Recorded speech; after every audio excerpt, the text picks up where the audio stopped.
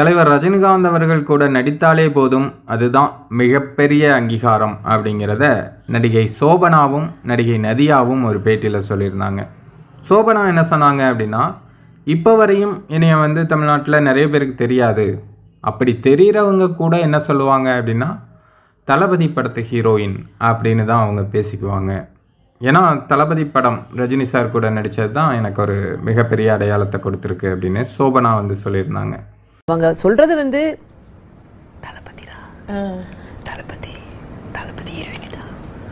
So that's one thing. That's அதே போல் நதியா என்ன சொன்னாங்க அப்படின்னா, இப்போ வெளி மாநிலங்களுக்கெல்லாம் போகும்போது, குறிப்பாக மும்பை அந்த மாதிரி இடங்களுக்கெல்லாம் போகும்போது, நீங்கள் படத்தில் நடிச்சிருக்கீங்களா அப்படின்னு கேட்டுட்டு, சூப்பர் ஸ்டார் கூட நடிச்சிருக்கீங்களா அப்படின்னு கேட்பாங்க.